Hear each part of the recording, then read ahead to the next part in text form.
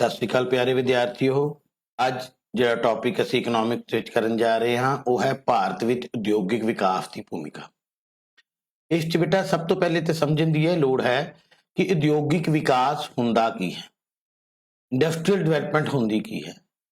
ਬੜਾ ਕਲੀਅਰ ਹੈ ਇਹਦੇ ਸਾਹਮਣੇ ਵਰਡਸ ਤੋਂ ਕਲੀਅਰ, ਉਦਯੋਗਾਂ ਦਾ ਵਿਕਾਸ, ਕਿਸੇ ਦੇਸ਼ ਦਾ ਵਿਕਾਸ ਜਿਹੜਾ ਹੈ ਉਹ ਸੰਭਵ ਹੁੰਦਾ ਹੈ ਕਿਸੇ ਦੇਸ਼ ਦੇ ਵਿੱਚ ਲੱਗੇ ਹੋਏ ਉਦਯੋਗਾਂ ਦੇ ਵਿਕਾਸ ਦੇ ਨਾਲ। ਸੋ ਸਭ ਤੋਂ ਪਹਿਲੇ ਜੇ ਅਸੀਂ ਗੱਲ ਕਰੀਏ ਉਦਯੋਗਿਕ ਵਿਕਾਸ ਦੀ, ਤੇ ਉਦਯੋਗਿਕ ਵਿਕਾਸ ਕਿਸੇ ਦੇਸ਼ ਦੀ ਵਿਕਾਸ ਦੇ ਵਿੱਚ ਬਹੁਤ ਇੰਪੋਰਟੈਂਟ ਭੂਮਿਕਾ ਅਦਾ ਕਰਦਾ ਹੈ। ਸਾਡੇ ਕੋਲ ਪਰਿਭਾਸ਼ਾ ਹੈ ਪਲੈਨਿੰਗ ਕਮਿਸ਼ਨ ਦੀ।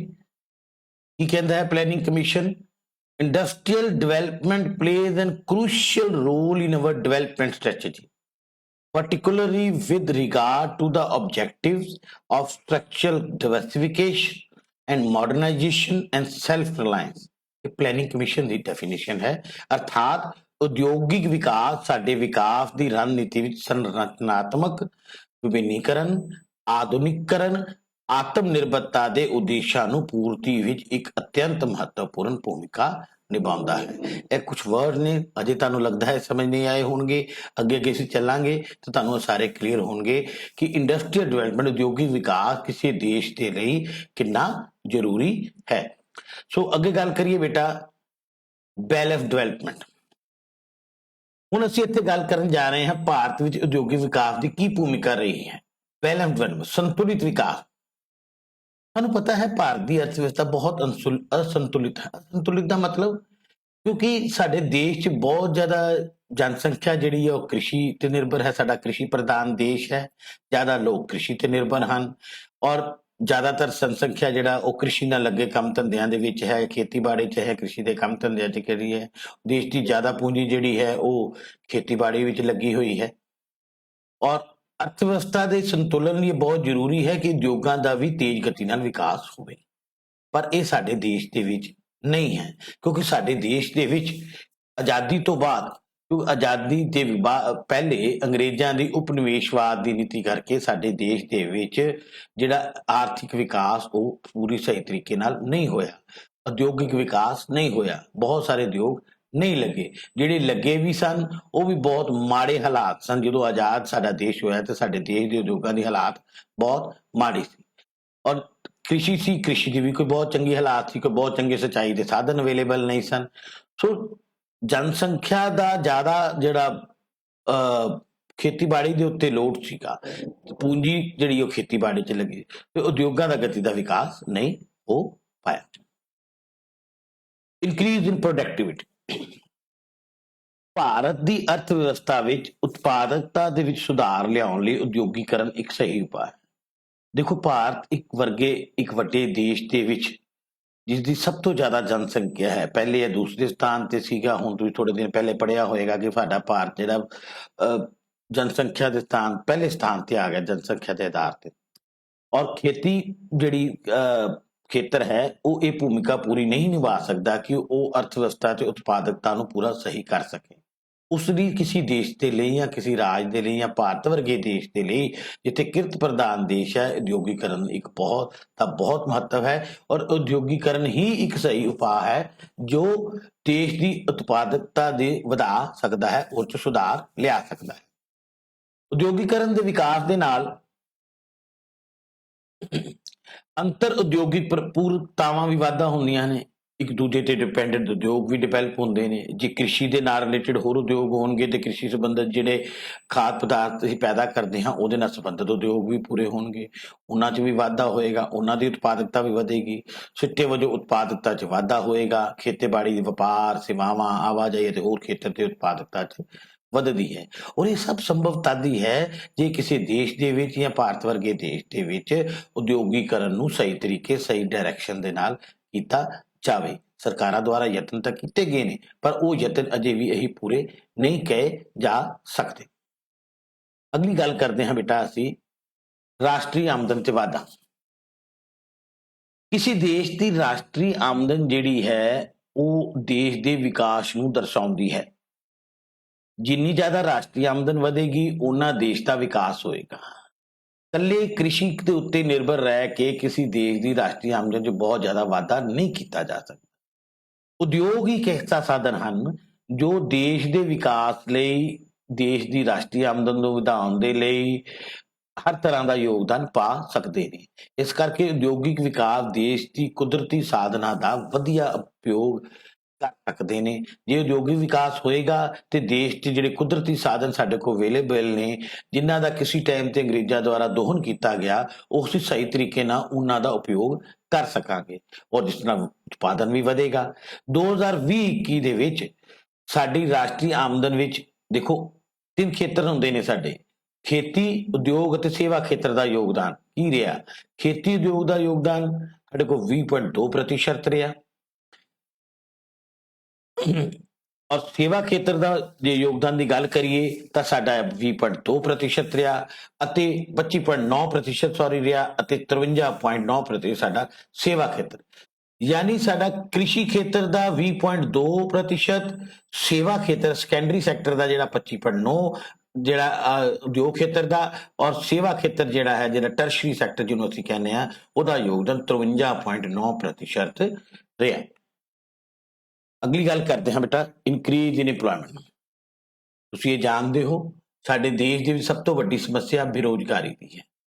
ਐਡੇ ਵੱਡੇ ਦੇਸ਼, 140 ਕਰੋੜ ਲੋਕਾਂ ਦੇ ਦੇਸ਼ ਦੇ ਵਿੱਚ ਰੁਜ਼ਗਾਰ ਦੀ ਸਮੱਸਿਆ ਸਭ ਤੋਂ ਵੱਡੀ ਹੈ। ਕ੍ਰਿਸ਼ੀ ਜਿਹੜੀ ਹੈ, ਕ੍ਰਿਸ਼ੀ ਉਹਦੇ ਵਿੱਚ ਸਾਰੇ ਲੋਕਾਂ ਨੂੰ ਰੁਜ਼ਗਾਰ ਨਹੀਂ ਮਿਲ ਸਕਦਾ, ਉਹਦੇ 'ਚ ਛੁਪੀ ਹੋਈ ਬੇਰੁਜ਼ਗਾਰੀ ਹੈ। ਇੱਕ ਖੇਤ ਜਿੱਥੇ ਵਿੱਚ ਇੱਕ ਬੰਦਾ ਵੀ ਕੰਮ ਕਰ ਸਕਦਾ ਸੀਗਾ, ਚੱਲ ਸਕਦਾ ਹੈ, ਉੱਥੇ 4-4 ਬੰਦੇ ਕੰਮ ਕਰ ਰਹੇ ਨੇ। ਲੇਕਿਨ ਕਿਉਂ? ਉਹਦਾ ਸਭ ਤੋਂ ਵੱਡਾ ਕਾਰਨ ਹੈ ਕਿ ਸਾਡੇ ਦੇਸ਼ 'ਚ ਉਦਯੋਗਿਕ ਵਿਕਾਸ ਨਹੀਂ ਹੋਇਆ, ਨਵੇਂ ਉਦਯੋਗਾਂ ਦੀ ਸਥਾਪਨਾ ਨਹੀਂ ਹੋਈ। ਨਵੇਂ ਉਦਯੋਗਾਂ ਦੀ ਸਥਾਪਨਾ ਦੇ ਨਾ ਹੋਣ ਕਰਕੇ ਸਾਡੇ ਦੇਸ਼ ਦੇ ਵਿੱਚ ਲੋਕਾਂ ਨੂੰ ਰੁਜ਼ਗਾਰ ਨਹੀਂ ਮਿਲਿਆ। ਔਰ ਜੇ ਇਹੀ ਉਦਯੋਗਿਕ ਵਿਕਾਸ ਦੇਸ਼ ਵਿੱਚ ਹੁੰਦਾ ਤਾਂ ਉਹਦੇ ਨਾਲ ਸਾਡੇ ਦੇਸ਼ ਵਿੱਚ ਨਵੇਂ ਉਦਯੋਗਾਂ ਦੀ ਸਥਾਪਨਾ ਹੁੰਦੀ ਹੈ, ਜਿਸ ਕਾਰਨ ਦੇਸ਼ 'ਚ ਮਜ਼ਦੂਰਾਂ ਦੀ ਮੰਗ ਵਧਦੀ ਅਤੇ ਦੇਸ਼ ਵਿੱਚ ਰੁਜ਼ਗਾਰ 'ਚ ਵਾਧਾ ਹੋਣਾ। ਦੇਸ਼ ਵਿੱਚ ਰੁਜ਼ਗਾਰ ਕਰਨ ਵਿੱਚ ਲਘੂ ਉਦਯੋਗਾਂ ਦਾ ਯੋਗਦਾਨ ਲਗਭਗ 14% ਸੀ। ਸਿਰਫ 14% ਰੁਜ਼ਗਾਰ ਜਿਹੜਾ ਹੈ ਉਹ ਸਾਡੇ ਦੇਸ਼ ਦੇ ਵਿੱਚ ਲਘੂ ਉਦਯੋਗ ਜਿਹੜੇ ਨੇ ਉਹ ਪ੍ਰਦਾਨ ਕਰ ਰਹੇ ਨੇ। ਲਗਭਗ 50% ਦੇ ਕਰੀਬ ਜਿਹੜਾ, ਜਾਂ ਲਗਭਗ 50 ਦੇ ਕਰੀਬ ਕਹਿ ਸਕਦੇ ਹਾਂ ਅਸੀਂ, ਇਹ ਜਿਹੜਾ ਹੈ ਉਹ ਕ੍ਰਿਸ਼ੀ ਖੇਤਰ ਵੱਲੋਂ ਜਿਹੜਾ ਰੁਜ਼ਗਾਰ ਪ੍ਰੋਵਾਈਡ ਕੀਤਾ ਜਾ ਰਿਹਾ, ਔਰ ਬਾਕੀ ਜਿਹੜਾ ਹੈ ਦੂਸਰੇ ਜਿਹੜਾ ਸੈਕੰਡਰੀ ਸੈਕਟਰ ਜਿਹੜਾ ਹੈ ਉਹਦੇ ਦੁਆਰਾ ਪ੍ਰੋਵਾਈਡ ਕੀਤਾ ਜਾ ਰਿਹਾ। ਜੀਵਨ ਪੱਧਰ 'ਚ ਸੁਧਾਰ। ਦੇਖੋ, ਕਿਸੇ ਦੇਸ਼ ਦੇ ਲੋਕਾਂ ਦੇ ਜੀਵਨ ਪੱਧਰ ਤੇ ਸੁਧਾਰ ਬਹੁਤ ਇੰਪੋਰਟੈਂਟ ਪੈਰਾਮੀਟਰ ਹੈ। ਇਹ ਤਦ ਹੀ ਸੰਭਵ ਹੈ ਜੇ ਲੋਕਾਂ ਕੋਲ ਹਰ ਰੁਜ਼ਗਾਰ ਹੋਵੇ, ਲੋਕਾਂ ਨੂੰ ਦੇਸ਼ ਦੇ ਵਿੱਚ ਉਹਨਾਂ ਦੀ ਆਮਦਨ ਸਹੀ ਹੋਵੇ, ਉਹਨਾਂ ਨੂੰ ਰਹਿਣ ਸਹਿਣ ਦੇ ਸਹੀ ਜਿਹੜੇ ਸਾਧਨ ਅਵੇਲੇਬਲ ਹੋਣ, ਤਾਂ ਉਹਨਾਂ ਦਾ ਜੀਵਨ ਪੱਧਰ ਜਿਹੜਾ ਸੁਧਰਦਾ ਹੈ। ਪਰ ਉਦਯੋਗਾਂ ਦੇ ਵਿਕਾਸ ਤੋਂ ਬਗੈਰ ਇਹ ਸੰਭਵ ਨਹੀਂ ਹੈ। ਉਦਯੋਗਾਂ ਦੇ ਵਿਕਾਸ ਨਾਲ ਹੀ ਦੇਸ਼ ਵਿੱਚ ਨਵੇਂ ਉਦਯੋਗਾਂ ਦੀ ਸਥਾਪਨਾ ਹੁੰਦੀ ਹੈ, ਦੇਸ਼ ਵਿੱਚ ਮਜ਼ਦੂਰਾਂ ਦੀ ਮੰਗ ਵਧਦੀ ਹੈ ਅਤੇ ਦੇਸ਼ 'ਚ ਰੁਜ਼ਗਾਰ 'ਚ ਆਮਦਨ 'ਚ ਵਾਧਾ ਹੁੰਦਾ ਹੈ। ਦੇਖੋ, ਇਹ ਸਭ ਚੀਜ਼ਾਂ ਇੰਟਰਰਿਲੇਟਿਡ ਨੇ। ਜੇ ਕਿਸੇ ਦੇਸ਼ 'ਚ ਉਦਯੋਗ ਜੇ ਵਧਣਗੇ, ਨੋ ਡਾਊਟ ਉਦਯੋਗਾਂ ਦੇ ਵਧਣ ਦੇ ਨਾਲ ਦੇਸ਼ 'ਚ ਰੁਜ਼ਗਾਰ ਵਧੇਗਾ, ਰੁਜ਼ਗਾਰ ਯਾਨੀ ਮਜ਼ਦੂਰਾਂ ਦੀ ਮੰਗ ਵਧੇਗੀ। ਜੇ ਮਜ਼ਦੂਰਾਂ ਦੀ ਮੰਗ ਵਧਦੀ ਹੈ ਤੇ ਉਹਨਾਂ ਨੂੰ ਰੁਜ਼ਗਾਰ ਮਿਲੇਗਾ ਅਤੇ ਉਹਨਾਂ ਦੀ ਆਮਦਨ 'ਚ ਵਾਧਾ ਹੋਏਗਾ। ਉਹਨਾਂ ਦੀ ਆਮਦਨ 'ਚ ਵਾਧਾ ਹੋਏਗਾ, ਲੋਕਾਂ ਦੇ ਜੀਵਨ ਪੱਧਰ 'ਚ ਸੁਧਾਰ ਹੋਏਗਾ। ਇਹ ਸਾਰੇ ਇੰਟਰਰਿਲੇਟਿਡ ਨੇ, ਇੱਕ ਨਾਲ ਦੂਸਰੇ ਨਾਲ ਸੰਬੰਧਿਤ ਨੇ।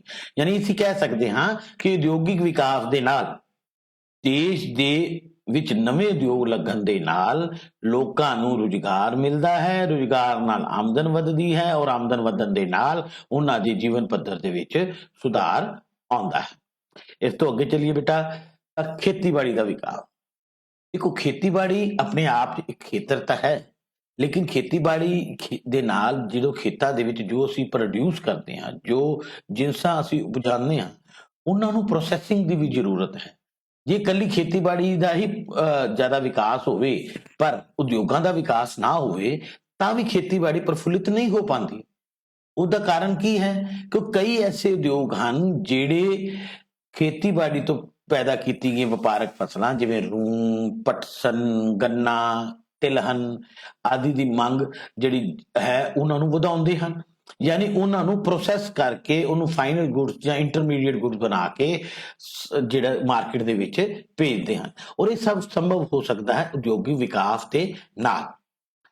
ਖੇਤੀਬਾੜੀ ਦੇ ਯੰਤਰੀਕਰਨ ਦੇ ਸਿੱਟੇ ਵਜੋਂ ਜੋ ਮਜ਼ਦੂਰ ਬੇਰੋਜ਼ਗਾਰ ਹੁੰਦੇ ਹਨ ਉਹਨਾਂ ਨੂੰ ਵੀ ਉਦਯੋਗ 'ਚ ਰੁਜ਼ਗਾਰ ਮਿਲਦਾ ਹੈ, ਇਹ ਵੀ ਤੁਸੀਂ ਜਾਣਦੇ ਹੋ। ਕਿਉਂਕਿ ਦੇਖੋ ਹੁਣ ਸਮੇਂ ਦੇ ਪਹਿਲੇ ਹੁੰਦਾ ਸੀ ਕਿ ਕਿਸਾਨ ਬਲਦ ਨਾਲ ਜਾਂ ਹਲ ਜੋਤ ਕੇ ਖੇਤਾਂ ਕਰਦਾ, ਲੇਕਿਨ ਹੁਣ ਬਹੁਤ ਸਾਰੀ ਨਵੀਂ ਮਸ਼ੀਨਾਂ ਦਾ ਜਿਹੜਾ ਵਿਕਾਸ ਹੋਇਆ ਹੈ, ਇਨਵੈਂਸ਼ਨ ਹੋਈ ਹੈ, ਉਹਦੇ ਨਾਲ ਲੋਕ ਜਿਹੜੇ ਆ ਮਸ਼ੀਨਾਂ ਦਾ ਪ੍ਰਯੋਗ ਜ਼ਿਆਦਾ ਕਰਦੇ ਹਨ। ਉਹਦੇ ਨਾਲ ਬਹੁਤ ਸਾਰੇ ਮਜ਼ਦੂਰ ਜਿਹੜੇ ਖੇਤੀਬਾੜੀ ਵਾਲੇ ਬੇਰੁਜ਼ਗਾਰ ਹੈ ਔਰ ਉਹਨਾਂ ਨੂੰ ਤਾਂ ਰੁਜ਼ਗਾਰ ਦੀ ਜ਼ਰੂਰਤ ਹੈ ਤੇ ਉਹ ਰੁਜ਼ਗਾਰ ਉਹਨਾਂ ਨੂੰ ਉਦਯੋਗਿਕ ਵਿਕਾਸ ਦੇ ਨਾਲ ਖੇਤੀਬਾੜੀ ਦੇ ਵਿੱਚ ਜੇ ਸੰਬੰਧਿਤ ਉਦਯੋਗ ਜਿਹੜੇ ਲੱਗ ਕੇ ਉਹਨਾਂ ਤੋਂ ਹੀ ਪ੍ਰਾਪਤ ਹੋ ਸਕਦਾ ਹੈ ਔਰ ਉਦਯੋਗਾਂ ਤੋਂ ਉਹਨਾਂ ਨੂੰ ਰੁਜ਼ਗਾਰ ਮਿਲੇਗਾ। ਇਹਨਾਂ ਉਦਯੋਗਾਂ ਦੀ ਖੇਤੀਬਾੜੀ ਦੇ ਵਿਕਾਸ ਵਿੱਚ ਵੀ ਮਹੱਤਵਪੂਰਨ ਯੋਗਦਾਨ ਹੁੰਦਾ ਹੈ। ਜਿਹੜੀ ਉਦਯੋਗਿਕ ਵਿਕਾਸ ਜਿਹੜਾ ਹੈ ਕਿਸੇ ਦੇਸ਼ ਦੇ ਹਰ ਪੱਖੋਂ ਹਰ ਤਰ੍ਹਾਂ ਦੇ ਵਿਕਾਸ ਦੇ ਲਈ ਬਹੁਤ ਹੀ ਜ਼ਿਆਦਾ ਜ਼ਰੂਰੀ ਹੁੰਦਾ ਹੈ। ਹੁਣ ਅੱਗੇ ਗੱਲ ਕਰੀਏ ਬੇਟਾ ਤਾਂ ਸਾਡੇ ਕੋਲ ਹੈ ਪੂੰਜੀ ਨਿਰਮਾਣ ਦੇ ਵਿੱਚ ਵਾਧਾ। पूंजी निर्माण की है यानी कैपिटल फॉर्मेशन। पूंजी निर्माण यानी कि बहुत सारा पैसा जिहड़ा उसका निर्माण होना। उद्योगिक विकास नाल देश विच नवे-नवे उद्योगां दी स्थापना होती है। एक्चुअली गल है जो किसी देश च नवे-नवे उद्योग लगणगे ते उहदे नाल दोस्त च उन्हां दे मजदूरां दी मंग भी वधेगी, लेबर दी मंग वधेगी। जे लेबर दी मंग वधेगी ते उन्हां नूं रुजगार मिलेगा, जे रुजगार मिलेगा ते उन्हां दी आमदन च वाधा होएगा। आमदन च वाधा होगा तो ਉਹਦੇ ਨਾਲ ਉਹਨਾਂ ਦੀ ਸਮਾਂਤ ਬਚਤ ਪ੍ਰਵਿਰਤੀ ਵੀ ਵਧਦੀ ਹੈ। ਸਮਾਂਤ ਪ੍ਰਵਿਰਤੀ ਯਾਨੀ ਕਿ ਉਹਨਾਂ ਦੀ ਪ੍ਰੋਪੈਂਸਿਟੀ ਟੂ ਸੇਵ, ਜਿਹੜਾ ਉਹ ਪੈਸਾ ਕਮਾਉਂਦੇ ਨੇ ਉਹਨਾਂ ਚ ਕੁਝ ਹਿੱਸਾ ਜਿਹੜਾ ਉਹ ਸੇਵ ਕਰਦੇ ਨੇ ਉਹ ਵਧਦੀ ਹੈ ਔਰ ਜਦੋਂ ਬਚਤ ਵਧਦੀ ਹੈ ਤੇ ਉਹਦੇ ਨਾਲ ਉਹ ਪੈਸਾ ਜਿਹੜਾ ਇਨਵੈਸਟਮੈਂਟ ਦੇ ਰੂਪ ਦੇ ਵਿੱਚ ਪੂੰਜੀ ਨਿਰਮਾਣ ਦੇ ਰੂਪ ਦੇ ਵਿੱਚ ਆਉਂਦਾ ਹੈ, ਜਿਹਦੇ ਨਾਲ ਪੂੰਜੀ ਨਿਰਮਾਣ ਦੀ ਦਰ ਵੀ ਵਧਦੀ ਹੈ। ਯਾਨੀ ਇੱਕ ਪਾਸੇ ਦੇਖੀਏ ਕਿ ਉਦਯੋਗਿਕ ਵਿਕਾਸ ਦੇ ਨਾਲ ਪੂੰਜੀ ਨਿਰਮਾਣ ਦਾ ਸਿੱਧਾ ਰਿਲੇਸ਼ਨ ਤਾਂ ਨਹੀਂ ਪਰ ਡਾਇਰੈਕਟਲੀ ਇਨਡਾਇਰੈਕਟਲੀ ਉਹ ਸਭ ਚੀਜ਼ਾਂ ਆਪਸ ਚ ਇੰਟਰਕਨੈਕਟ ਹਨ ਕਿ ਉਦਯੋਗਿਕ ਵਿਕਾਸ ਨਾਲ ਰੁਜ਼ਗਾਰ ਮਿਲਿਆ, ਰੁਜ਼ਗਾਰ ਨਾਲ ਆਮਦਨ ਵਧੀ, ਆਮਦਨ ਦੇ ਵਧਣ ਨਾਲ ਸਮਾਂਤ ਬਚਤ ਪ੍ਰਵਿਰਤੀ ਵਧੀ, ਸਮਾਨ ਬਚਤ ਪ੍ਰਵਿਰਤੀ ਵਧਣ ਦੇ ਨਾਲ ਲੋਕਾਂ ਨੂੰ ਜ਼ਿਆਦਾ ਬਚਤ ਕਰਦੇ ਹਨ, ਉਹਨਾਂ ਕੋਲ ਬਚਤ ਵਾਸਤੇ ਪੈਸੇ ਬਚਦੇ। ਜੋ ਰਾਜ ਵਧੇਗਾ ਜਾਂ ਆਮਦਨ ਵਧੇਗੀ ਤੇ ਉਹਨਾਂ ਕੋਲ ਖਰਚ ਤੋਂ ਇਲਾਵਾ ਬਹੁਤ ਸਾਰੇ ਪੈਸੇ ਬਚਤ ਕਰਨ ਲਈ ਵਧਣਗੇ ਔਰ ਜਿਨ੍ਹਾਂ ਨੂੰ ਬੈਂਕਾਂ ਦੇ ਜਾਂ ਫਾਈਨੈਂਸ਼ੀਅਲ ਇੰਸਟੀਟਿਊਸ਼ਨ ਜਦੋਂ ਜਮ੍ਹਾਂ ਕਰਾਉਂਦੇ ਨੇ ਔਰ ਉਹ ਅੱਗੇ ਪੈਸੇ ਜਿਹੜੇ ਨੇ ਪੂੰਜੀ ਨਿਰਮਾਣ ਦੇ ਵਿੱਚ ਲੱਗਦੇ ਨੇ, ਦੇਸ਼ 'ਚ ਨਵੇਂ ਉਦਯੋਗ ਲਗਾਉਣ ਦੀ ਲੱਗਦੇ ਨੇ। ਇਸ ਤਰੀਕੇ ਪੂੰਜੀ ਨਿਰਮਾਣ ਦੀ ਦਰ ਦੇ ਵਿੱਚ ਵੀ ਵਾਧਾ ਹੁੰਦਾ ਹੈ। ਦੇਸ਼ ਦੀ ਪੂੰਜੀ ਨਿਰਮਾਣ ਦੀ ਦਰ ਜਿਹੜੀ ਹੈ ਵਧਦੀ ਹੈ ਔਰ ਇਹ ਸੰਭਵਤਾ ਦੀ ਹੈ ਉਦਯੋਗਿਕ ਵਿਕਾਸ ਦੇ ਨਾਲ। ਅਗਲੀ ਗੱਲ ਕਰੀਏ ਬੇਟਾ ਤਾਂ ਫਿਰ ਸਾਡੇ ਕੋਲ ਆਉਂਦਾ ਨਿਰਯਾਤ 'ਚ ਵਾਧਾ। ਐਕਸਪੋਰਟ ਮੈਨੇ ਜਦੋਂ ਕੋਈ ਚੀਜ਼ ਅਸੀਂ ਬਾਹਰ ਭੇਜਦੇ ਹਾਂ, ਨਿਰਯਾਤ ਕਰਦੇ ਹਾਂ। ਉਦਯੋਗਿਕ ਵਿਕਾਸ ਨਾਲ ਭਾਰਤ ਵਰਗੇ ਕਿਰਤ ਪ੍ਰਧਾਨ ਦੇਸ਼, ਹੁਣ ਸਭ ਤੋਂ ਪਹਿਲੇ ਦੇਖੀਏ ਕਿਰਤ ਪ੍ਰਧਾਨ ਦੇਸ਼ ਜਿਹਦੇ ਵਿੱਚ ਮਜ਼ਦੂਰਾਂ ਦੀ ਬਹੁਤ ਤਾਦਾਦ ਹੈ, ਜਿਹਦੇ ਵਿੱਚ ਸਾਡੇ ਕੋਲ ਲੇਬਰ ਦੀ ਕੋਈ ਕਮੀ ਨਹੀਂ ਹੈ।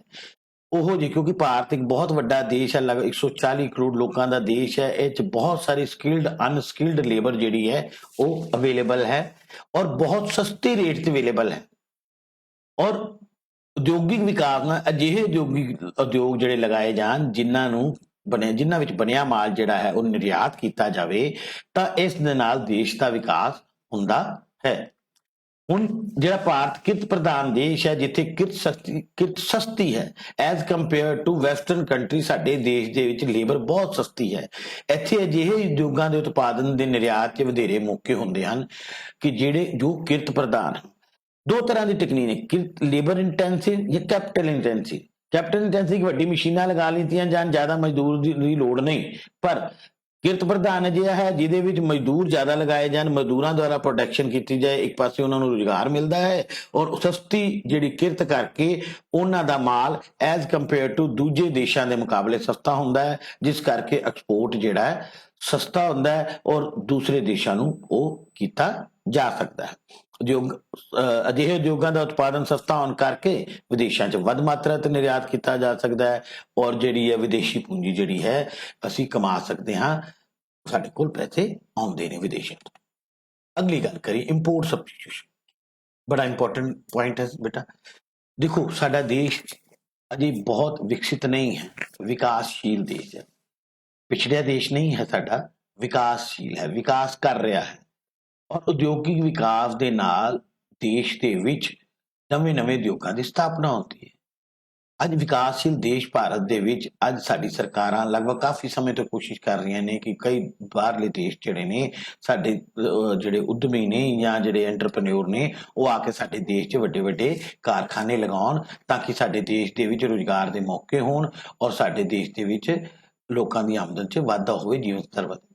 ਹੁਣ ਜਦੋਂ ਨਵਾਂ ਉਦਯੋਗਿਕ ਵਿਕਾਸ ਦੇ ਨਾਲ ਨਵੀਆਂ ਫੈਕਟਰੀਆਂ ਲੱਗਦੀਆਂ ਹਨ, ਨਵੇਂ ਉਦਯੋਗਾਂ ਦੀ ਸਥਾਪਨਾ ਹੁੰਦੀ ਹੈ, ਜਿਸ ਨਾਲ ਆਯਾਤ ਪ੍ਰਤਿਸਥਾਪਨ ਵਸਤੂਆਂ ਇੰਪੋਰਟ ਸਬਸਟੀਟਿਊਟ ਯਾਨੀ ਬਹੁਤ ਸਾਰੀ ਚੀਜ਼ਾਂ ਜਿਹੜੀਆਂ ਅਸੀਂ ਬਾਹਰੋਂ ਮੰਗਾਉਂਦੇ ਉਹਨੂੰ ਅਸੀਂ ਕਹਿੰਦੇ ਇੰਪੋਰਟਸ ਗੁੱਡਸ, ਇੰਪੋਰਟਡ ਗੁੱਡਸ। ਔਰ ਜਦੋਂ ਅਸੀਂ ਆਪਣੇ ਦੇਸ਼ ਦੇ ਵਿੱਚ ਹੀ ਉਹਨਾਂ ਵਰਗੀਆਂ ਚੀਜ਼ਾਂ ਉਹਨਾਂ ਦਾ ਸਬਸਟੀਟਿਊਟ ਜਿਹੜਾ ਪੈਦਾ ਕਰਨਾ ਸ਼ੁਰੂ ਕਰ ਦਿੰਦੇ ਆ ਉਦਯੋਗਾਂ ਦੇ ਵਿੱਚ ਤੇ ਉਹਦੇ ਨਾਲ ਵਿਦੇਸ਼ਾਂ ਤੋਂ ਸਾਨੂੰ ਜ਼ਿਆਦਾ ਵਸਤੂਆਂ ਆਯਾਤ ਨਹੀਂ ਕਰਨੀਆਂ ਪੈਂਦੀਆਂ ਅਤੇ ਦੇਸ਼ ਦੀ ਵਿਦੇਸ਼ੀ ਮੁਦਰਾ ਵੀ ਬਚਦੀ ਹੈ। ਈਵਨ ਪਹਿਲੇ ਅਸੀਂ ਪੁਆਇੰਟ ਪੜਿਆ ਹੈ ਕਿ ਐਕਸਪੋਰਟ ਅਸੀਂ ਕਰਦੇ ਹਾਂ ਔਰ ਇੰਪੋਰਟ ਕਰਨ ਦੀ ਲੋੜ ਘੱਟ। ਇਹਦੇ ਨਾਲ ਸਾਡਾ ਬੈਲੈਂਸ ਆਫ ਪੇਮੈਂਟ ਵੀ ਜਿਹੜਾ ਹੈ ਉਹ ਦੇਸ਼ ਦਾ ਉਹ ਸਹੀ ਰਹਿੰਦਾ ਹੈ, ਸਾਨੂੰ ਘਾਟੇ ਵਾਲਾ ਬੈਲੈਂਸ ਆਫ ਪੇਮੈਂਟ ਨਹੀਂ ਹੁੰਦਾ। ਫਿਰ ਆ ਗਿਆ ਰਾਸ਼ਟਰੀ ਰੱਖਿਆ ਵਿੱਚ ਭੂਮਿਕਾ। ਦੇਖੋ ਕਿਸੇ ਦੇਸ਼ ਵਾਸਤੇ ਸਭ ਤੋਂ ਪ੍ਰਮੁੱਖ ਹੁੰਦਾ ਹੈ ਉਸ ਦੇਸ਼ ਦੀ ਰਾਸ਼ਟਰੀ ਸੁਰੱਖਿਆ। ਰਾਸ਼ਟਰੀ ਸੁਰੱਖਿਆ ਦੇ ਲਈ ਦੇਸ਼ ਵੱਡੀ ਵੱਡੀ ਸੈਨਾਵਾਂ ਬਣਾ ਰੱਖਦਾ ਹੈ। ਉਹ ਪੁਰਾਣਾ ਸਮਾਂ ਸੀ ਜਦੋਂ ਤਲਵਾਰਾਂ ਨੀਜ਼ਿਆਂ ਦੇ ਨਾਲ ਬੰਦੂਕਾਂ ਨਾਲ ਲੜਾਈਆਂ ਹੁੰਦੀਆਂ ਸਨ। ਅਜੋਕੇ ਜਿਹੜੇ ਆਧੁਨਿਕ ਜਿਹੜਾ ਸਮਾਂ ਹੈ ਇਸ ਵਿੱਚ ਯੁੱਧ ਸਮੱਗਰੀ ਜਿਹੜੀ ਹੈ ਬਹੁਤ ਆਧੁਨਿਕ ਹੋ ਗਈ ਹੈ। ਅੱਜ ਦੀ ਲੜਾਈਆਂ ਆਧੁਨਿਕ ਹਥਿਆਰਾਂ ਦੇ ਨਾਲ ਜਿਵੇਂ ਟੈਂਕ, ਹਵਾਈ ਜਹਾਜ਼, ਹੈਲੀਕਾਪਟਰ, ਮਿਜ਼ਾਈਲਸ, ਨਿਊਕਲੀਅਰ ਵੈਪਨਸ, ਜਿਹੜੇ ਫਾਈਟਰ ਜੈਟ ਪਲੇਨਸ ਇਹਨਾਂ ਦੇ ਨਾਲ ਲੜੀ ਜਾਂਦੀ ਹੈ। ਜੇ ਸਾਡੇ ਕੋਲ ਨਹੀਂ ਅਵੇਲੇਬਲ ਹਨ ਤਾਂ ਅਸੀਂ ਕਿਸੇ ਦੇਸ਼ ਆਪਣੇ ਸਾਡੇ ਜਿਹੜੇ ਵਿਰੋਧੀ ਦੇਸ਼ ਨੇ ਜਿਹੜੇ ਹਮੇਸ਼ਾ ਇਸ ਕੋਸ਼ਿਸ਼ 'ਚ ਰਹਿੰਦੇ ਨੇ ਕਿ ਸਾਡੇ ਤੇ ਹਮਲਾ ਕਰਨ ਤੇ ਉਹਨਾਂ ਨਾਲ ਅਸੀਂ ਮੁਕਾਬਲਾ ਨਹੀਂ ਕਰ ਸਕਦੇ ਕਿਉਂਕਿ ਕਿਸੇ ਜਗ੍ਹਾ ਤੇ ਸ਼ਾਂਤੀ ਰੱਖਣ ਲਈ ਵੀ ਤੁਹਾਨੂੰ ਹਥਿਆਰਾਂ ਦੀ ਲੋੜ ਪੈਂਦੀ ਹੈ। ਹਥਿਆਰ ਜ਼ਰੂਰੀ ਨਹੀਂ ਕਿ ਲੜਾਈ ਵਾਸਤੇ ਹੁੰਦੇ ਆ। ਤਾਂ ਉਦਯੋਗਿਕ ਵਿਕਾਸ ਦੇ ਨਾਲ ਦੇਸ਼ ਵਿੱਚ ਅਜਿਹੇ ਉਦਯੋਗ ਲਗਾਏ ਜਾਣੇ ਚਾਹੀਦੇ ਹਨ ਜਿਸ ਨਾਲ ਦੇਸ਼ ਦੀ ਸੁਰੱਖਿਆ 'ਚ ਵਾਧਾ ਹੋਵੇ। ਯਾਨੀ ਹਥਿਆਰਾਂ ਦੇ ਲਈ ਸਾਨੂੰ ਅੱਜ ਤੱਕ ਅਜੇ ਵੀ ਜਿਹੜਾ ਸਾਨੂੰ ਅਮਰੀਕਾ, ਰਸ਼ੀਆ ਜਾਂ ਫਰਾਂਸ ਵਰਗੇ ਕੰਟਰੀ ਤੇ ਨਿਰਭਰ ਰਹਿਣਾ ਪੈਂਦਾ ਹੈ। ਤੁਸੀਂ ਦੇਖਿਆ ਹੋਵੇਗਾ ਕਿ ਹਰ ਸਾਲ ਪੜ੍ਹਦੇ ਹੋਵੋਗੇ ਅਖਬਾਰਾਂ 'ਚ ਕਿ ਸਾਨੂੰ ਹਜ਼ਾਰਾਂ ਲੱਖਾਂ ਕਰੋੜਾਂ ਰੁਪਏ ਦੇ ਹਥਿਆਰ ਜਿਹੜੇ ਨੇ ਜਾਂ ਫਾਈਟਰ ਜੈਟ ਪਲੇਨ ਜਿਹੜੇ ਦੂਜੇ ਦੇਸ਼ਾਂ ਤੋਂ ਜਿਹੜੇ ਇੰਪੋਰਟ ਕਰਨੇ ਪੈਂਦੇ ਹਨ। ਉਦਯੋਗਿਕ ਵਿਕਾਸ ਸਾਡੇ ਭਾਰਤ ਦੀ ਬਹੁਤ ਜ਼ਰੂਰੀ ਹੈ। ਜੇ ਅਸੀਂ ਇਹੋ ਜਿਹੇ ਉਦਯੋਗ ਆਪਣੇ ਭਾਰਤ 'ਚ ਲਗਾ ਲੈਂਦੇ ਹਾਂ ਤਾਂ ਇਹਨਾਂ ਦੇ ਉਤਪਾਦਨ ਨਾਲ ਦੇਸ਼ ਦੇ ਵਿੱਚ ਰਾਸ਼ਟਰੀ ਸੁਰੱਖਿਆ ਵੀ ਵਧੇਗੀ ਔਰ ਅਸੀਂ ਇਹਨਾਂ ਦੇ ਲਈ ਦੂਸਰਿਆਂ ਤੇ ਨਿਰਭਰ ਵੀ ਨਹੀਂ ਹੋਵਾਂਗੇ ਔਰ ਦੇਸ਼ ਨੂੰ ਪੂੰਜੀ ਜਿਹੜੀ ਹੈ ਫੋਰਨ ਜਿਹੜਾ ਰਿਜ਼ਰਵ ਹੈ ਉਹ ਇਹਨਾਂ ਉੱਤੇ ਖਰਚ ਵੀ ਨਹੀਂ ਕਰਨਾ ਪਏਗਾ। ਸੋ ਰਾਸ਼ਟਰੀ ਰੱਖਿਆ ਦੇ ਵਿੱਚ ਵੀ ਉਦਯੋਗਿਕ ਵਿਕਾਸ ਦਾ ਬੜਾ ਮਹੱਤਵਪੂਰਨ ਯੋਗਦਾਨ ਹੈ। ਹੁਣ ਗੱਲ ਕਰੀਏ ਮਜ਼ਬੂਤ ਭਾਰਤੀ ਅਰਥ ਵਿਵਸਥਾ। ਉਦਯੋਗਿਕ ਵਿਕਾਸ ਦੇਸ਼ ਵਿੱਚ ਨਵੇਂ-ਨਵੇਂ ਉਦਯੋਗਾਂ ਦੀ ਸਥਾਪਨਾ ਹੁੰਦੀ ਹੈ। ਤੁਹਾਨੂੰ ਪਹਿਲੇ ਕਲੀਅਰ ਹੈ ਕਿ ਉਦਯੋਗਿਕ ਵਿਕਾਸ ਨਹੀਂ ਉਦਯੋਗਾਂ ਦਾ ਵਿਕਾਸ। ਜੇ ਕਿਸੇ ਦੇਸ਼ 'ਚ ਉਦਯੋਗਾਂ ਦਾ ਵਿਕਾਸ ਹੁੰਦਾ ਹੈ ਤਾਂ ਨਵੇਂ-ਨਵੇਂ ਅਲੱਗ-ਅਲੱਗ ਤਰ੍ਹਾਂ ਦੇ ਉਦਯੋਗ ਲੱਗਦੇ ਹਨ ਜਿਹਦੇ ਨਾਲ ਲੋਕਾਂ ਨੂੰ ਰੁਜ਼ਗਾਰ ਮਿਲਦਾ ਹੈ। ਦੇਸ਼ 'ਚ ਉਤਪਾਦਕਤਾ 'ਚ ਵਾਧਾ ਹੁੰਦਾ ਹੈ। ਉਤਪਾਦਕਤਾ 'ਚ ਵਾਧਾ ਹੁੰਦਾ ਹੈ ਜਿਸ ਨਾਲ ਖੇਤੀਬਾੜੀ, ਵਪਾਰ, ਸੇਵਾਵਾਂ, ਆਵਾਜਾਈ ਅਤੇ ਹੋਰ ਖੇਤਰਾਂ ਦੀ ਉਤਪਾਦਕਤਾ 'ਚ ਵਧੀ ਹੈ। ਕਿਸੇ ਦੇਸ਼ ਤੇ ਜਦੋਂ ਇੱਕ ਉਦਯੋਗ ਸਥਾਪਿਤ ਹੁੰਦਾ ਹੈ ਉਹਦੇ ਨਾਲ ਸੰਬੰਧਿਤ ਹੋਰ ਉਦਯੋਗ ਸਥਾਪਿਤ ਹੁੰਦੇ ਹਨ, ਉਹਦੇ ਨਾਲ ਸੰਬੰਧਿਤ ਸਾਰੀ ਸੇਵਾਵਾਂ ਜਿਹੜੀਆਂ ਨੇ ਉਹਨਾਂ ਦੀ ਉਤਪਾਦਕਤਾ ਵੱਧਦੀ ਹੈ ਔਰ ਦੇਸ਼ ਦੇ ਕੁਦਰਤੀ ਸਾਧਨਾਂ ਦਾ ਵਧੀਆ ਉਪਯੋਗ ਸੰਭਵ ਹੁੰਦਾ ਹੈ। ਸਾਡੇ ਦੇਸ਼ 'ਚ ਇਹ ਵੀ ਤੁਸੀਂ ਜਾਣਦੇ ਹੋ ਕਿ ਸਾਡੇ ਦੇਸ਼ 'ਚ ਬਹੁਤ ਸਾਰੇ ਕੁਦਰਤੀ ਸਾਧਨ ਹਨ ਜਿਨ੍ਹਾਂ ਨੂੰ ਅਜੇ ਅਨਐਕਸਪਲੋਰਡ ਹਨ, ਜਿਨ੍ਹਾਂ ਨੂੰ ਅਜੇ ਅਸੀਂ ਖੋਜਿਆ ਨਹੀਂ ਗਿਆ ਔਰ ਉਹਨਾਂ ਦਾ ਦੇਸ਼ 'ਚ ਉਦਯੋਗ ਲੱਗਣ ਦੇ ਨਾਲ ਸਹੀ ਤਰੀਕੇ ਨਾਲ ਉਪਯੋਗ ਹੋ ਸਕਦਾ ਹੈ। ਅੱਜ ਵੀ ਕਈ ਤਰ੍ਹਾਂ ਦਾ ਕੱਚਾ ਮਾਲ ਅਸੀਂ ਬਾਹਰ ਭੇਜਦੇ ਹਾਂ ਔਰ ਪ੍ਰੋਸੈਸਡ ਜਿਹੜੀ ਗੁੱਡਸ ਹੈ ਉਹ ਇੰਡੀਆ 'ਚ ਮੰਗਾਉਂਦੇ ਹਾਂ। ਪਰ ਜੇ ਇਹ ਉਦਯੋਗਿਕ ਵਿਕਾਸ ਦੇ ਨਾਲ ਸਾਡਾ ਦੇਸ਼ ਦੇ ਵਿੱਚ ਉਦਯੋਗ ਲੱਗ ਜਾਣ ਤਾਂ ਸਾਨੂੰ ਇਹ ਚੀਜ਼ਾਂ ਕੱਚਾ ਮਾਲ ਬਾਹਰ ਭੇਜਣ ਦੀ ਬਜਾਏ ਦੇਸ਼ ਵਿੱਚ ਹੀ ਜਿਹੜਾ ਹੈ ਉਹਨਾਂ ਦਾ ਵਿਕਾਸ ਕੀਤਾ ਜਾ ਸਕਦਾ ਹੈ ਅਤੇ ਪੂੰਜੀਗਤ ਵਸਤੂਆਂ ਦੇ ਉਤਪਾਦਨ ਨਾਲ ਆਰਥਿਕ ਆਧਾਰਭੂਤ ਢਾਂਚੇ ਦਾ ਵਿਕਾਸ ਨਾਲ ਦੇਸ਼ ਦੀ ਅਰਥ ਵਿਵਸਥਾ ਵੀ ਮਜ਼ਬੂਤ ਹੁੰਦੀ ਹੈ। ਯਾਨੀ ਸਟਰੋਂਗ ਇੰਡੀਅਨ ਇਕੋਨਮੀ ਦੇ ਲਈ, ਸਟਰੋਂਗ ਭਾਰਤੀ ਅਰਥ ਵਿਵਸਥਾ ਦੇ ਲਈ ਉਦਯੋਗਿਕ ਵਿਕਾਸ ਬਹੁਤ ਜ਼ਿਆਦਾ ਜ਼ਰੂਰੀ ਹੈ। ਅੱਗੇ ਗੱਲ ਕਰਦੇ ਹਾਂ ਬੇਟਾ ਡਿਵੈਲਪਮੈਂਟ ਆਫ ਹਿਊਮਨ ਕੈਪੀਟਲ। देखो ये बहुत इंपॉर्टेंट फैक्ट है। पहले तो ये समझना है कि ह्यूमन कैपिटल की होंदी है। ह्यूमन कैपिटल है उथों दे लोग, उथों दी जनसंख्या, उन्हां लेबर उथों दी। किसी देश ਦੇ ਲਈ ਮਨੁੱਖੀ ਪੂੰਜੀ ਦੇਸ਼ ਲਈ ਬਹੁਤ ਵੱਡੀ ਪੂੰਜੀ ਹੁੰਦੀ ਹੈ, ਜਿਹੜੇ ਉਸਦੇ ਵਿਕਾਸ ਲਈ ਮਹੱਤਵਪੂਰਨ ਅੰਗ ਹੈ, ਮਹੱਤਵਪੂਰਨ ਤੱਤ ਹੈ। ਪ੍ਰਗਤੀਸ਼ੀਲ ਮਨੁੱਖੀ ਪੂੰਜੀ ਆਰਥਿਕ ਵਿਕਾਸ ਦਾ ਮਹੱਤਵਪੂਰਨ ਤੱਤ ਹੈ।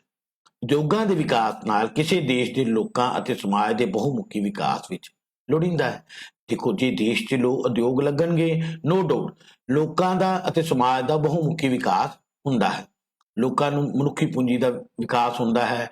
ਟ੍ਰੇਨਡ ਮਨੁੱਖੀ ਪੂੰਜੀ ਜਿਹੜੀ ਹੈ, ਜਿਹਨੂੰ ਕਹਿੰਦੇ ਉਹਨਾਂ ਦੇ ਲੇਬਰ ਜਿਹੜੀ ਹੈ ਟ੍ਰੇਨਡ ਸਕਿਲਡ ਹੁੰਦੀ ਹੈ, ਔਰ ਉਦਯੋਗੀ ਵਿਕਾਸ ਨਾਲ ਦੇਸ਼ ਵਿੱਚ ਨਵੇਂ-ਨਵੇਂ ਉਦਯੋਗਾਂ ਦੀ ਸਥਾਪਨਾ ਹੁੰਦੀ ਹੈ ਤੇ ਮਨੁੱਖੀ ਪੂੰਜੀ ਦਾ ਵੀ ਵਿਕਾਸ ਹੁੰਦਾ ਹੈ।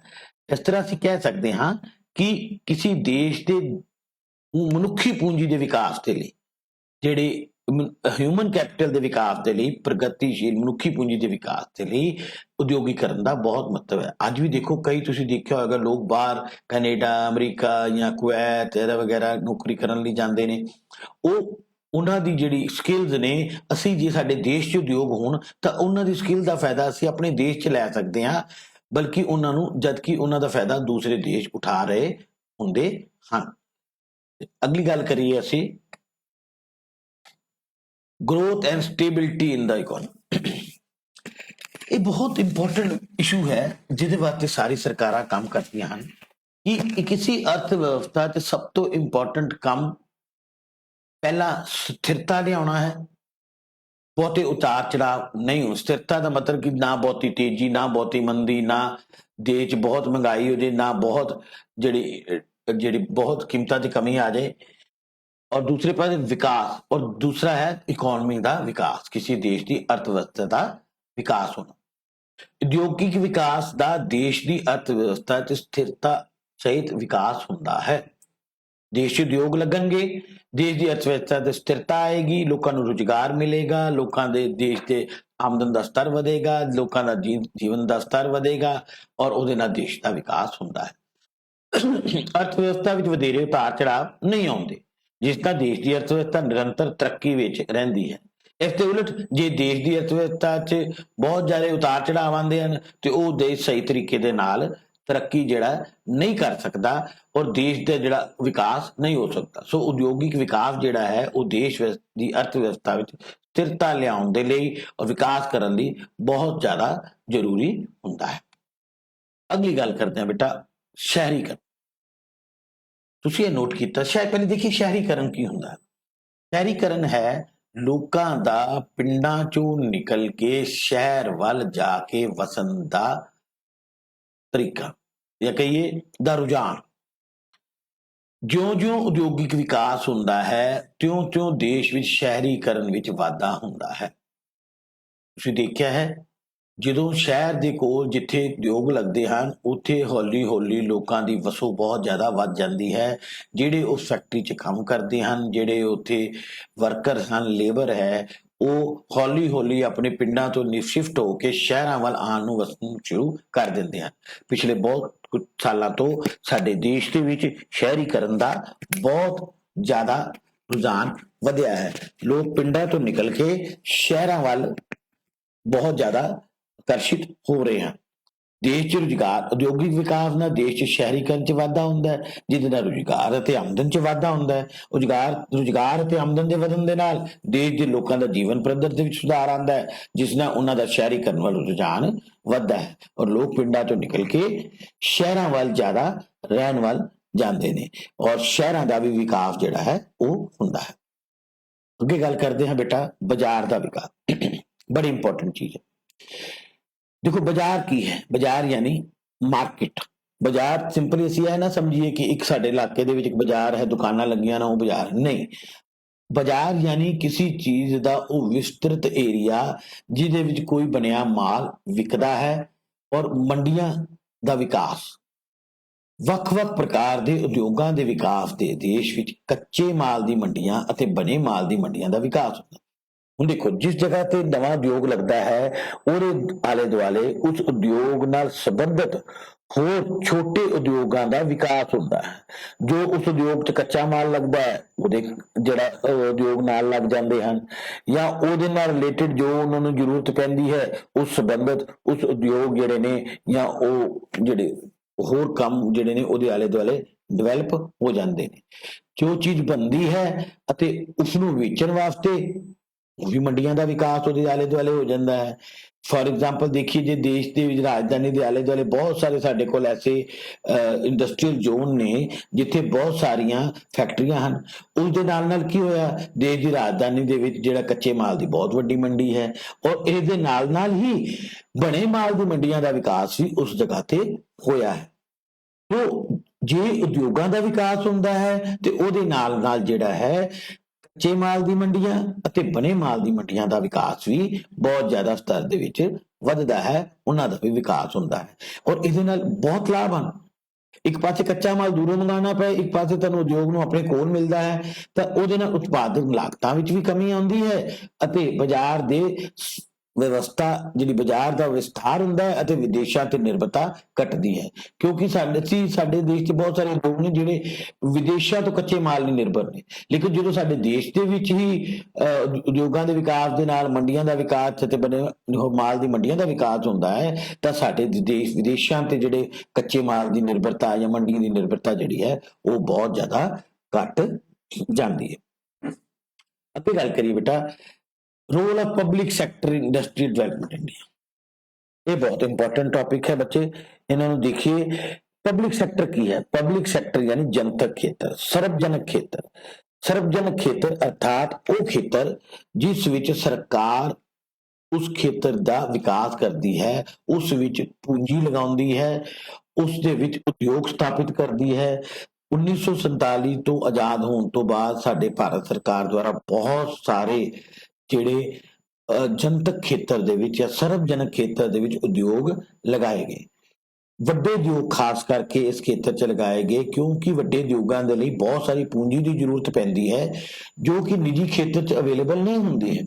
ਜਿਹੜੇ ਹਜ਼ਾਰਾਂ ਕਰੋੜ ਦੀ ਪੂੰਜੀ ਜਿਹੜੀ ਹੈ ਲੱਗਦੀ ਹੈ, ਜਿਵੇਂ ਕਿ ਡਿਫੈਂਸ ਖੇਤਰ ਦੇ ਜਾਂ ਖਾਦਾਂ ਦੇ ਖੇਤਰ ਤੇ ਜਾਂ ਆਇਲ ਐਂਡ ਰਿਫਾਈਨਰੀ ਦੇ ਖੇਤਰ ਦੇ ਉੱਤੇ ਜਾਂ ਵੱਡੀਆਂ ਮਸ਼ੀਨਰੀ ਬਣਾਉਣ ਦੇ ਖੇਤਰ ਦੇ ਉੱਤੇ BHML ਜਾਂ ਅਸੀਂ HMT ਅਜਿਹੇ ਬਹੁਤ ਸਾਰੇ ਜਿਹੜੇ ਉਦਯੋਗ ਸਨ ਜਿਹੜੇ ਕਿ ਸਰਵਜਨਕ ਖੇਤਰ ਦੇ ਸਰਕਾਰ ਦੁਆਰਾ ਲਗਾਏ ਗਏ।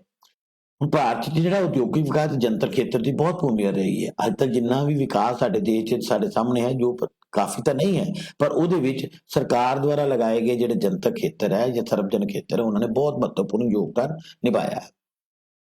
ਨਿਵੇਸ਼ ਕਰਨ ਲਈ ਪੂੰਜੀ ਦੀ ਘਾਟ, ਕਿਉਂ ਤੁਹਾਨੂੰ ਦੱਸਿਆ ਹੈ ਕਿ ਨਿੱਜੀ ਖੇਤਰ 'ਚ ਪੂੰਜੀ ਦੀ ਬਹੁਤ ਘਾਟ ਹੈ, ਇਸ ਲਈ ਪੂੰਜੀ ਸਰਕਾਰ ਨੂੰ ਸਰਕਾਰੀ ਖੇਤਰ 'ਚ ਨਿਵੇਸ਼ ਕਰਕੇ ਪੂਰਾ ਕਰਨ ਦੀ ਜ਼ਰੂਰਤ ਹੁੰਦੀ ਹੈ। ਔਰ ਲੋ ਇੰਡਿਊਸ ਟੂ ਇਨਵੈਸਟਮੈਂਟ, ਨਿਵੇਸ਼ ਵੀ ਘੱਟ ਪ੍ਰੇਰਨਾ। ਭਾਰਤ ਵਿੱਚ ਵੱਡੇ ਪ੍ਰੋਜੈਕਟਾਂ ਵਿੱਚ ਨਿਵੇਸ਼ ਦੇ ਉਦਯੋਗਪਤੀਆਂ 'ਚ ਜ਼ਿਆਦਾ ਉਤਸ਼ਾਹ ਨਹੀਂ ਹੋਇਆ। ਉਕਤਾ ਕਮੀ ਕਿੱਦਾਂ ਪੂਰੀ ਹੋਣੀ ਹੈ? ਸਰਕਾਰ ਨੂੰ ਸਰਕਾਰੀ ਖੇਤਰ ਵਿੱਚ ਨਿਵੇਸ਼ ਕਰਕੇ ਪੂਰਾ ਕਰਨ ਦੀ ਲੋੜ ਹੁੰਦੀ ਹੈ। ਸਰਕਾਰ ਨੂੰ ਨਿੱਜੀ ਖੇਤਰ ਦੇ ਬਜਾਏ ਸਰਕਾਰੀ ਖੇਤਰ 'ਚ ਪ੍ਰੋਤਸਾਹਨ ਦੇਣ ਦੀ ਲੋੜ ਪੈਂਦੀ ਹੈ ਤਾਂ ਕਿ ਉਹ ਸਰਕਾਰੀ ਖੇਤਰ ਦੇ ਵਿੱਚ ਵੱਡੇ ਉਦਯੋਗ ਲਗਾਏ ਜਿਹਦੇ ਵਿੱਚ ਕਿ ਜਿਹੜੇ ਉਦਯੋਗਪਤੀ ਇਨਵੈਸਟ ਕਰਨ ਦੀ ਤਿਆਰ ਨਹੀਂ ਹਨ। ਇਸ ਤੋਂ ਬਾਅਦ ਗੱਲ ਕਰੀਏ ਗਰੋਥ ਵਿਦ ਸੋਸ਼ਲ ਜਸਟਿਸ, ਇਹ ਬੜਾ ਇੰਪੋਰਟੈਂਟ ਪੁਆਇੰਟ ਹੈ। ਕਿਸੇ ਵੀ ਸਰਕਾਰ ਦਾ ਮੁੱਖ ਉਦੇਸ਼ ਉਸ ਦੇਸ਼ ਦੇ ਵਿਕਾਸ ਦੇ ਨਾਲ ਉਸ ਦੇਸ਼ ਦੀ ਜਨਸੰਖਿਆ ਨੂੰ ਸਮਾਜਿਕ ਨਿਆਂ ਦੇਣਾ ਵੀ ਹੈ। ਸਮਾਜਿਕ ਨਿਆਂ ਬਰਾਬਰ ਜਿਹੜੇ ਉਹਨਾਂ ਨੂੰ ਸਹੂਲਤਾਂ ਪ੍ਰੋਵਾਈਡ ਕਰਨੀਆਂ ਹਨ, ਯਾਨੀ ਕਿ ਉਹਨਾਂ ਨੂੰ ਸਾਰਿਆਂ ਨੂੰ ਰੁਜ਼ਗਾਰ ਪ੍ਰੋਵਾਈਡ ਕਰਨਾ, ਇਹ ਵੀ ਸਰਕਾਰ ਦਾ ਮੇਨ ਮੋਟਿਵ ਰਿਹਾ ਹੈ। ਭਾਰਤ ਵਰਗੇ ਵੱਡੇ ਜਨਸੰਖਿਆ ਵਾਲੇ ਦੇਸ਼ ਵਿੱਚ ਸਮਾਜਿਕ ਨਿਆਂ ਅਤੇ ਵਿਕਾਸ ਸਰਕਾਰ ਦੀ ਭਾਗੀਦਾਰੀ ਤੋਂ ਬਿਨਾਂ ਸੰਭਵ ਨਹੀਂ ਹੈ। ਇਸ ਲਈ ਸਰਕਾਰ ਦੁਆਰਾ ਸਰਵਜਨਕ ਜਾਂ ਜਿਹਨੂੰ ਅਸੀਂ ਕਹਿੰਦੇ ਹਾਂ ਪਬਲਿਕ ਸੈਕਟਰ ਦੇ ਉਦਯੋਗਾਂ 'ਚ ਦੇਸ਼ ਨੂੰ ਰੁਜ਼ਗਾਰ ਦੇਣ ਲਈ ਬਹੁਤ ਯਤਨ ਕੀਤੇ ਗਏ ਹਨ। ਪਹਿਲੀ 5 ਸਾਲਾ ਯੋਜਨਾਵਾਂ ਦੇ ਵਿੱਚ ਅਤੇ ਕਈ ਹੋਰ ਯੋਜਨਾਵਾਂ ਦੇ ਵਿੱਚ ਵੀ ਸਰਕਾਰ ਦੁਆਰਾ ਇਸ ਦੇ ਯਤਨ ਕੀਤੇ ਗਏ ਹਨ। ਹੁਣ ਬੇਟਾ ਅਸੀਂ ਇਸ ਟੌਪਿਕ ਦੇ ਵਿੱਚ ਅਸੀਂ ਦੇਖਿਆ ਕਿ ਉਦਯੋਗਿਕ ਵਿਕਾਸ ਦਾ ਭਾਰਤ ਦੇ ਵਿਕਾਸ 'ਚ ਕਿੱਡਾ ਵੱਡਾ ਯੋਗਦਾਨ ਰਿਹਾ ਹੈ ਔਰ ਕਿਸ ਤਰੀਕੇ ਭਾਰਤ ਦੇ ਵਿਕਾਸ ਦੇ ਵਿੱਚ ਉਦਯੋਗਿਕ ਵਿਕਾਸ ਨੇ ਯੋਗਦਾਨ ਪਾਇਆ ਹੈ। ਸੋ ਭਾਰਤ ਵਿੱਚ ਉਦਯੋਗਾਂ ਦਾ ਵਿਕਾਸ ਸੰਭਵ ਤਦ ਹੀ ਹੋ ਪਾਇਆ ਹੈ ਸਰਕਾਰ ਦੇ ਯਤਨਾਂ ਨਾਲ, ਸਰਕਾਰ ਦੀ ਪਾਲਿਸੀਆਂ ਨਾਲ, ਇੰਡਸਟਰੀ ਪਾਲਿਸੀਜ਼ ਦੇ ਨਾਲ, ਉਸ ਦਾ ਅਸੀਂ ਐਪੀਸੋਡ 2 ਦੇ ਵਿੱਚ ਜ਼ਿਕਰ ਕਰਾਂਗੇ। ਥੈਂਕ ਯੂ ਬੇਟਾ।